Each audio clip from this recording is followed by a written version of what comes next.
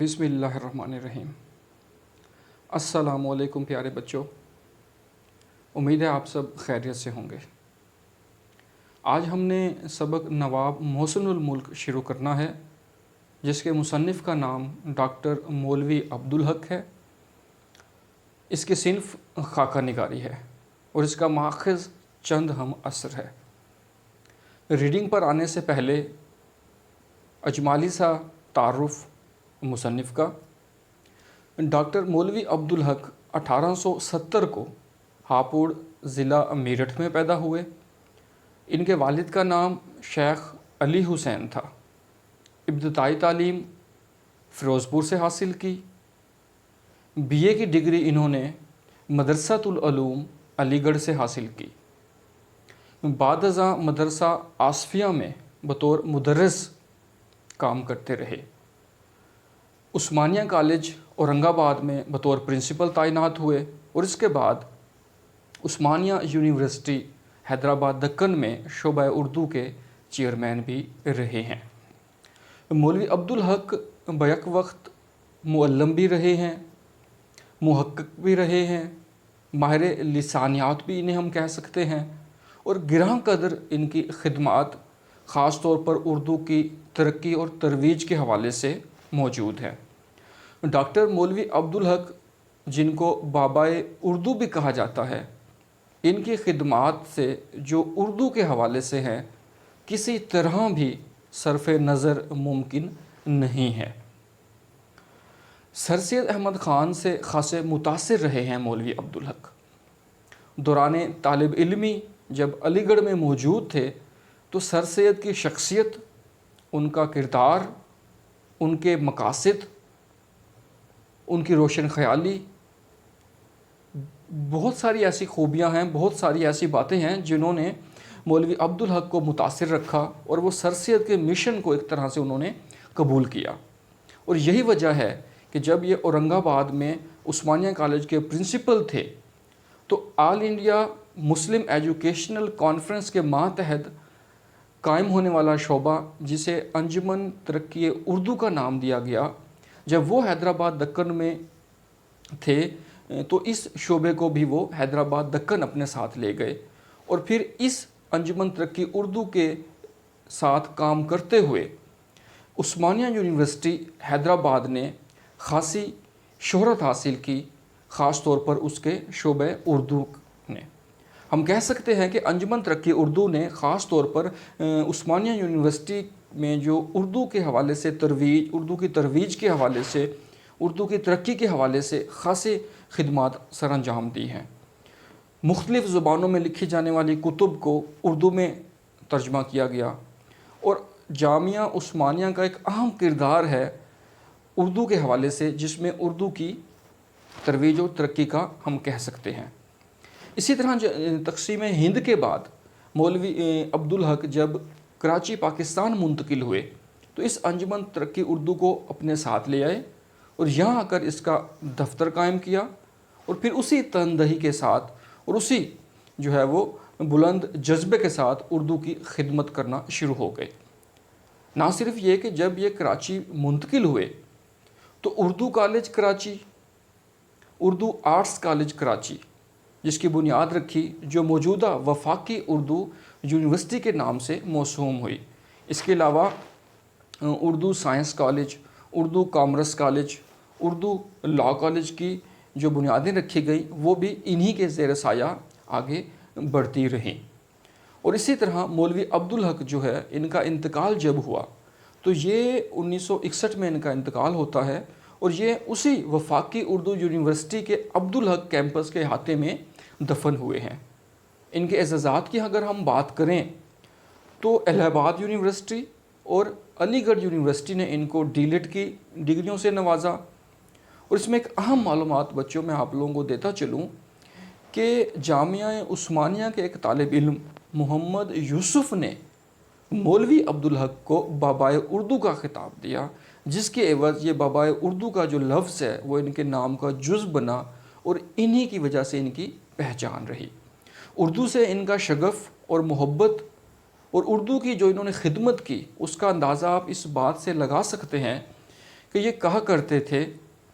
کہ میری شادی اردو سے ہو گئی ہے، اس لیے انہوں نے ساری زندگی شادی بھی نہیں کی۔ مولوی عبدالحق نے متعدد کتب تخلیق کی، جن میں جو خاکہ نگاری ہے، چند ہم اثر کے نام سے اس کتاب سے آپ کا یہ جو مضمون ہے نواب محسن الملک وہ لیا گیا ہے۔ اگر آپ مولوی عبدالحق کی خدمات کو اردو کے حوالے سے گردانتے ہیں تو یہ یقیناً ایک اہم کاوش ہے، ایک اہم خدمت ہے جو انہوں نے ساری زندگی اردو کے لیے کی۔ اب نواب محسن الملک چونکہ خاکہ ہے تو خاکے کا بھی مختصر تعارف میں آپ لوگوں کو دیتا چلوں۔ خاکہ اس صنف تحریر کو کہتے ہیں یا اس نثری صنف کو کہتے ہیں کہ جس میں لفظی تصویر کشی کی جاتی ہے، کسی شخص کا لفظی خاکہ مرتب کیا جاتا ہے، یعنی کہ لفظوں کے ذریعے ان کی خوبیوں کو بیان کیا جاتا ہے، لفظوں کے ذریعے ان کے اوصاف حمیدہ کو بیان کیا جاتا ہے، یعنی کہ لفظوں کے ذریعے ان کی اہم معلومات خوبیوں کی صورت میں، کارناموں کی صورت میں بیان کی جاتی ہے، جس سے اس کا ایک خاکہ ہمارے سامنے آتا ہے۔ انگلش میں جسے اسکیچ کہتے ہیں۔ اردو میں خاکہ نگاری کا آغاز مرزا فرحت اللہ بیگ سے ہوتا ہے، جن کی اہم نثری تحریر مولوی نذیر احمد کی کہانی، کچھ ان کی کچھ میری زبانی جو ان کے نام سے انہوں نے لکھی، اس میں مولوی نذیر احمد کی شخصیت کو انہوں نے بیان کیا۔ اس سے پہلے بھی چند اہم معلومات ادب میں موجود ہیں جو خاکہ نگاری کے حوالے سے، لیکن باقاعدہ آغاز مرزا فرحت اللہ بیگ نے کیا، جو مولوی نذیر احمد کی کہانی کچھ ان کی اور کچھ میری زبانی کے عنوان سے ہے۔ بہرحال اسی طرح چند بڑے بڑے نام جو خاکہ نگاری کے حوالے سے اردو میں موجود ہیں، جس میں مولوی عبدالحق سر فہرست ہے، آغاز کرنے والے مرزا فرحت اللہ بیگ کا نام آتا ہے۔ اسی طرح مولوی نذیر احمد دہلوی کے پوتے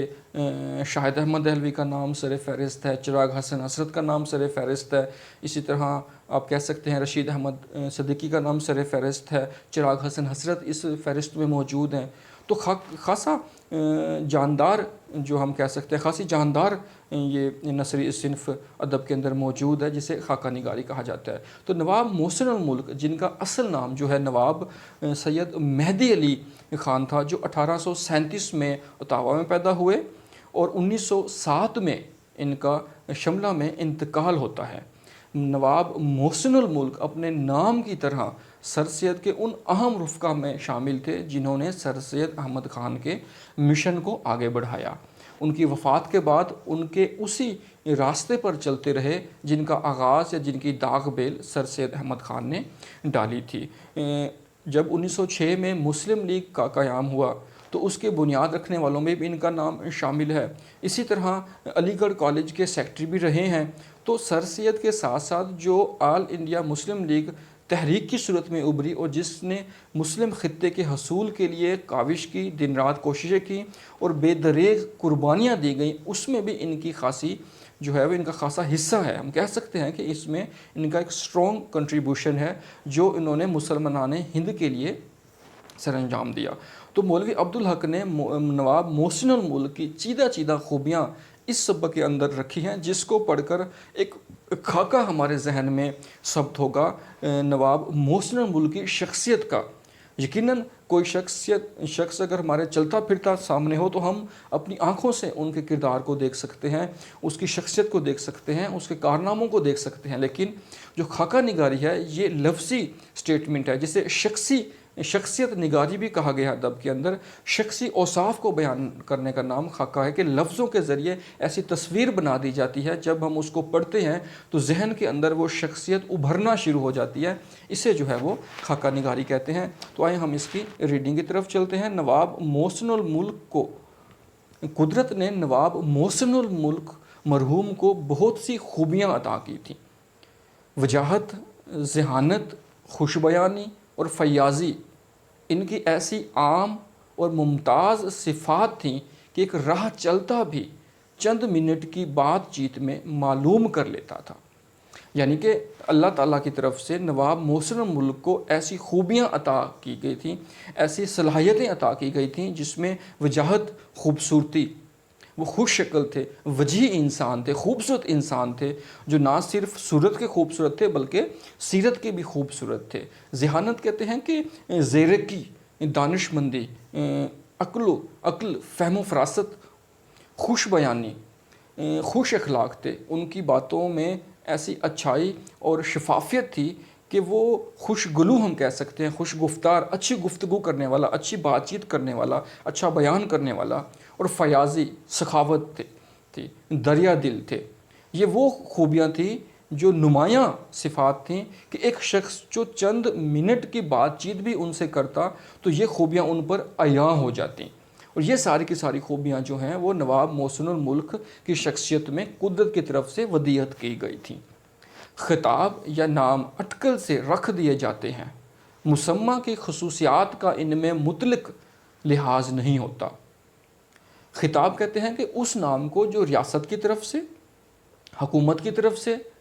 کسی ایسوسیشن کی طرف سے، کسی شخص کے اعلیٰ کارناموں کی وجہ سے اس کو عنایت کیا جائے۔ اٹکل کہتے ہیں انداز سے،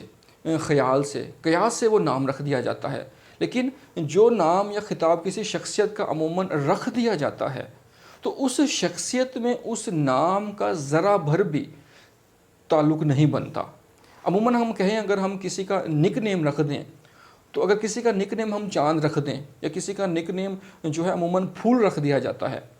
تو نک نیم رکھنے کے بعد کیا اس میں وہ چاند والی خوبصورتی موجود ہے، وہ پھول والی شفافیت، وہ نزاکت، پھول والی خوبصورتی موجود ہے؟ یقیناً ایسا نہیں ہوتا۔ لیکن یہاں پر وہ جو بات ہے وہ اس سے تھوڑی سی منفرد ہے۔ نام رکھتے وقت تو ممکن ہی نہیں عطائے خطاب کے وقت بھی اس کا خیال کیا جاتا، لیکن محسن الملک کا خطاب ان کے لیے بہت ہی موزوں نکلا۔ یعنی کہ نواب مہدی علی خان کا جو خطاب ان کو ملا محسن الملک، وہ اتنا مفید ان کے لیے ثابت ہوا کہ ان میں پارس پتھر کی خاصیت تھی۔ اب پارس پتھر عموماً ایک روایت ہے، یہ ایسا ایک سیر سمجھا جاتا ہے، ایسی کیمیائی فارمولہ ہے کہ یہ جس بھی دھات کو چھو لے اسے سونا بنا دیتی ہے۔ یعنی کہ کوئی ہو، کہیں کا ہو، ان سے چھوا نہیں اور کندن کا ہوا نہیں۔ یعنی کہ ان کے اندر، محسن الملک کے اندر یہ خوبی تھی پارس پتھر کی کہ وہ جس شخص کو یا جس چیز کو چھو لیتے وہ کندن بن جاتا۔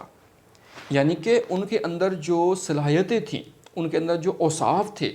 ان کے اندر جو خوش بیانی تھی، جو شخص ان کی صحبت میں آتا، جن کو ان کی صحبت میسر آتی، تو وہ شخص کندن کی طرح اپنے آپ کو سمجھتا۔ یعنی کہ ان کی صحبت سے جو فیض حاصل ہوتا، ان کی زبان سے جو کلمات عطا ہوتے، جو ان سے لوگ فیض حاصل کرتے، جو سیکھتے، وہ اسی طرح ہی تھا کہ جس طرح پارس پتھر اگر کسی دھات کو چھو لے تو وہ اس کی اہمیت بڑھ جاتی، وہ سونا بن جاتا۔ اسی طرح محسن الملک کی محفل میں جو آ کر بیٹھتا، ان کی صحبت جسے میسر آتی تو وہ بھی ایک گوہر بن کے نکلتا۔ اگر کسی نے سلام بھی کر لیا تو ان پر اس کا بار رہتا تھا، یعنی کہ بوجھ رہتا، وزن رہتا، اور جب تک اس کا معاوضہ نہ کر لیتے انہیں چین نہ آتا۔ یعنی کہ اگر کسی شخص نے نواب محسن الملک کو سلام کر لیا ہے تو جب تک وہ اس سلام کا جواب نہ دیتے تو انہیں آرام نہ آتا، وہ سکون میں نہ ہوتے، ایک اپنے اوپر بوجھ محسوس کرتے اور اس کی ادائیگی کرتے، یہاں تک کہ وہ اپنے دشمن کو بھی نہ بھولتے تھے۔ یعنی کہ ہمیشہ دشمن کو یاد رکھتے تھے، کبھی بھی ان سے وہ غافل نہ رہے۔ اور یہ میں ذاتی علم سے کہتا ہوں، یہ مولوی عبدالحق کہہ رہے ہیں کہ ذاتی علم سے کہتا ہوں کہ وہ بھی ان کے زیر بار منت تھے۔ یعنی کہ ان کی شخصیت، ان کا کردار، ان کی خوبیاں نہ صرف اپنے بلکہ جو ان کے مخالفین تھے ان پر بھی اس طرح واضح تھیں، ان خوبیوں کے در بھی ان پر اس طرح واہ ہو چکے تھے کہ وہ بھی ان کے احسان مند رہتے کہ یہ شخص اعلیٰ اوصاف کا مالک ہے، اس کا جو حوصلہ ہے وہ بلند ہے، یہ عالی ظرف کا مالک ہے، لہٰذا وہ بھی ان کو سراہتے تھے، ان کو مانتے تھے۔ سیاسی مصلحتیں بعض اوقات اہل حکومت کو مجبور کرتی ہیں، یعنی کہ سیاسی معاملات حکومت کے اراکین کو بعض دفعہ اس قدر مجبور کر دیتے ہیں کہ وہ ان افراد کو جو ان کی یا حکومت کی راہ میں حائل ہیں دودھ کی مکھی کی طرح نکال کر پھینک دیں۔ یعنی کہ حکومتی معاملات میں سیاسی مصلحتیں بعض دفعہ ان کے کاموں کے اندر اس طرح رکاوٹیں پیدا کر دیتی ہیں کہ ان لوگوں کو جو رکاوٹیں پیدا کرنے والے ہیں ان کو نکال کر باہر پھینکنا بہت ضروری ہو جاتا ہے۔ مرحوم کو بھی کبھی کبھی ایسا کرنا پڑتا، لیکن انہوں نے اس ناگوار کہتے ہیں کہ جو اچھا نہ لگنے والا ہو، جو خوشگوار نہ ہو، اور دل شکن کام کو اس خوبی اور سلیقے سے کیا کہ مخالف ہونے پر بھی محسن ملک کو دعائیں دیتے گئے اور جب تک زندہ رہے ان کے شکر گزار رہے۔ دل شکن یعنی کہ دل کو توڑ دینے والا۔ اب یہاں پر محسن ملک کے اندر اللہ نے یہ خوبی عنایت کر رکھی تھی کہ وہ اگر کسی شخص جو ان کو مخالفت بھی ہوتی، وہ اس کا مخالف بھی ہوتا اور اس کو وہ اپنے کام سے اپنے راستے سے الگ کرنا چاہتے، تو اس خوبی، اس سلیقے اور اس طریقے سے، اس ہنرمندی سے اس کو اپنے راستے سے الگ کرتے کہ وہ شخص بھی جب تک زندہ رہتا ان کا شکر گزار رہتا اور ان کو مانتا کہ کس طرح خوبصورتی سے، کس طرح ہنرمندی سے، کس طرح طریقے سے نواب محسن الملک نے ان کو الگ کیا اور ان کی دل شکنی بھی نہیں ہوئی۔ وہ جوہر قابل تھے مگر موقع کی طاق میں تھے، یعنی کہ ان کے اندر بے تحاشا خوبیاں تھیں، ان کے اندر بے تحاشا صلاحیتیں تھیں۔ ان تمام اوصاف ہونے کے باوجود بھی وہ کسی موقع کی تلاش میں رہتے تھے کہ جب تک وہ موقع میسر نہ آتا وہ اپنا کام سر انجام نہ دیتے۔ حیدرآباد میں ان کی سیاستدانی، تدبر، انتظامی قابلیت کے جوہر کھلے۔ یعنی کہ جب وہ حیدرآباد میں تھے، چونکہ حیدرآباد کے بورڈ آف ریونیو کے وہ سربراہ رہے ہیں، تو سیاستدانی حیدرآباد میں سیاسی معاملات کو، سیاسی امور کو، سیاسی مصلحتوں کو جب نبھانا ہو یا ان گتھیوں کو جب سلجھانا ہو تو ان میں ان کی مہارت کام آتی۔ تدبر ان کے اندر تھا، فکر تھی، دور اندیشی تھی، عقل مندی، فہم و فراست تھی، ہر کام کو، ہر معاملے کو نبھانے کا اور بروقت اس کو ادا کرنے کا ان کے اندر خاصا تجربہ موجود تھا۔ اور انتظامی قابلیت یعنی کہ انتظامی معاملات کے حوالے سے ان کے جوہر ان پر اس طرح کھلے کہ وہ ماہر بنے۔ ان کا ذہن ایسا رسا تھا، رسا کہتے ہیں پہنچا ہوا، جو ہر معاملے کی تہہ تک پہنچ کر اس کا حل دریافت کرے۔ ان کی طبیعت ایسی حاضر، یعنی کہ حاضر جواب تھے، کسی بھی معاملات میں، کسی بھی کام میں وہ حاضر رہتے، یعنی کہ کسی بھی معاملے کو، چاہے وہ ریاست کے بجٹ کا ہو، ریاست کے معاملات کو نبھانا ہوتا تو انتہائی خوبصورتی سے اس کو وہ انجام دیتے۔ ان کے اوسان ایسے بجا ہوش و حواس میں رہتے، یعنی کہ وہ ہم کہہ سکتے ہیں کہ بہکتے نہیں تھے۔ کوئی بھی معاملہ چاہے وہ کتنا ہی پریشان کن کیوں نہ ہو، وہ تسلی سے، اطمینان سے اس کو سلجھاتے تھے۔ اور معاملات اور واقعات پر ایسا عبور تھا کہ بڑے بڑے پیچیدہ معاملات کو باتوں باتوں میں سلجھا دیتے تھے۔ یعنی کہ کیسی بھی سچویشن ہو، کوئی بھی صورتحال ہو، وہ کتنی ہی پیچیدہ، مشکل، سنجیدہ ہی کیوں نہ ہو، وہ باتوں باتوں میں ان کو سلجھانے کا ہنر رکھتے تھے۔ یعنی کہ زندگی میں اتنے تجربات اور مشاہدات کر رکھے تھے محسن ملک نے کہ کوئی بھی معاملہ کسی طرح کا ہی کیوں نہ ہو، وہ باتوں باتوں میں، یعنی کہ چٹکی میں اس کو نبھانے کا ہنر ان کے پاس موجود تھا۔ اگر وہ کسی ترکی یا کسی اور سلطنت کے فارن منسٹر ہوتے تو یقیناً دنیا میں بڑا نام پیدا کرتے، بڑے بڑے مدبر ان کا لوہا مان گئے تھے۔ ترکی سے مراد ترکی ہے، یعنی کہ وہ ترکی جو مسلم ریاست یا اس خلافت عثمانیہ کے بعد جو شہر موجود ہے اور اس خلافت کے نام ہی اس کی پہچان ہے، اگر وہ اس کے یا کسی اور بھی ملک کے فارن منسٹر ہوتے، وزیر خارجہ ہوتے، جو ریاستوں کے درمیان باہمی دفاعی معاملات کو جو سلجھاتے ہیں یا ان معاملات پر جو مامور ہیں، وہ فارن منسٹر یا وزیر خارجہ کہلاتا ہے، باہر کے کاموں کو نبھاتا ہے، تو دنیا میں بڑا نام پیدا کیا۔ اور بڑے بڑے مدبر، بڑے بڑے پہنچے ہوئے شخص جو انٹلیکچوئل دانشور لوگ تھے، وہ بھی ان کی خدمات اور ان کے نام کو مان گئے ہیں اور ان کے نام کا اور ان کا سکہ چلتا تھا۔ یوں تو انفرادی، اکیلے بھی، اور اجتماعی جماعت میں بھی، اور کافی گروپ میں یا گروہ میں، اجتماعی حیثیت سے نواب صاحب مرحوم کے احسانات حیدرآباد اور اہل اہل حیدرآباد پر بے شمار تھے، یعنی کہ ہم کہہ سکتے ہیں کہ انفرادی طور پر بھی اور اجتماعی طور پر بھی، یعنی کہ اپنی شخصیت کی بنیاد پر بھی اور اکیلے ہونے کے ساتھ ساتھ انہوں نے اپنے گروہ، اپنی جماعت کے ساتھ جو حیدرآباد اور حیدرآباد کے رہنے والوں پر احسانات کیے وہ انکاؤنٹیبل ہے، ان کی کوئی گنتی نہیں ہے، ان کا کوئی شمار نہیں ہے۔ لیکن ریاست کے نظم و نسق میں چند چیزیں خاص ان کی یادگار ہیں، یعنی کہ حیدرآباد دکن کے ریاست کے جو نظم و ضبط تھا، جو نظم اور نسق، جو انتظامی معاملات کو چلانے میں جو چند یادگار چیزیں ہیں، ان میں ریاست کا بجٹ نواب صاحب نے مرتب کیا،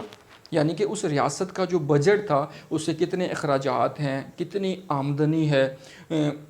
وہ تمام گوشوارے، وہ تمام مسودے، وہ تمام فہرست نواب صاحب نے مرتب کی۔ اور مصر کے بجٹ کے نمونے پر تھا جو وہاں انگریزی نگرانی کے بعد پہلی بار تیار ہوا تھا، یعنی کہ اس ریاست اور خطے کا جو بجٹ بنا تھا وہ مصر کے نمونے کے طور پر تیار کیا، جو انگریزی حکومت کا بنایا ہوا بڑا زبردست نوعیت کا تھا۔ بندوبست کا محکمہ بھی انہی کا قائم کیا ہوا، یعنی کہ انتظامی معاملات کا ارینجمنٹس کرنے والا، جس نے اراضی کی پیمائش کا بھی کام کیا، یعنی کہ لینڈ ریکارڈ کا جو محکمہ کہہ سکتے ہیں، جس نے زمینی پیمائش، زمینی حد بندی، طول عرض، بلد عرض، یہ سارے جو معاملات تھے وہ بھی انہی کی مرہون منت ہوئے۔ اس کے علاوہ فنانس، یعنی کہ فنانس اور مال گزاری میں بہت اصلاحیں کی، یعنی کہ اس میں بھی اصلاحات، اس میں بھی بہت درستی کی۔ جو فنانس کا معاملہ تھا، جو خزانے کا معاملہ تھا، جو حساب کے لین دین تھے، جو خزانے کے معاملات تھے، بطور خزانچی بھی ہم کہہ سکتے ہیں، ان کے اندر بہت درستی کی، ان کے اندر بہت اصلاح کی، ان کے اندر جو بگاڑ تھا اس کو بھی انہوں نے سدھارا، جن کی تفصیل کا یہ موقع نہیں، یہ ان کے سوانح نویس کا کام ہے۔ جس طرح پہلے بات ہو چکی کہ خاکہ چونکہ ایک طرح سے مختصر لفظی نشست کہہ سکتے ہیں اس شخصی خوبیوں پر مبنی اس ہستی کی، تو اس لیے سوانح کے اندر چونکہ سوانح نگار وضاحت کے ساتھ کھل کر جو ہے وہ بات کرتا ہے، پیدائش سے لے کر وفات تک کے جو معاملات ہیں وہ تمام زیر بحث لاتا ہے سوانح نگار، تو یہ چونکہ قدر طویل بحث بنتی ہے، لہٰذا یہاں پر یہ کام ان کے سوانح نویس کا بنتا ہے، نہ کہ خاکہ نگار کا۔ اس لیے مولوی عبدالحق نے کہا کہ یہ تمام وضاحتیں، یہ تمام ڈیٹیل جو ہے وہ سوانح نویس بیان کر سکتا ہے، سوانح لکھنے والا یقیناً خاکے کے اندر چند مختصر چیزوں کا بیان کیا جاتا ہے۔ تو پیارے بچوں، آج کے لیے اتنا ہی ہے، یہ اس سبق کا پہلا حصہ ہے۔ تو پہلے حصے میں دیکھیں نواب صاحب کی شخصیت کے جو چیدہ اہم پہلو ہیں وہ کھل کر آپ کے سامنے آئے ہیں کہ کس طرح اللہ تعالیٰ نے ان کو نہ صرف سیرت کا، نہ صرف صورت کا خوبصورت بنایا، بلکہ اس کے علاوہ جو ان کی صلاحیتیں تھیں، جو ان کے اندر موجود تھی، ان کا بھی بڑھ چڑھ کر انفرادی طور پر بھی اور اجتماعی طور پر بھی اس کا اظہار ہوا۔ آج کے لیے اتنا ہی کافی ہے، انشاءاللہ زندگی رہی تو کل اس کے دوسرے حصے کے ساتھ آپ کی خدمت میں حاضر ہوں گا۔ وما علینا الا البلاغ۔ خدا حافظ۔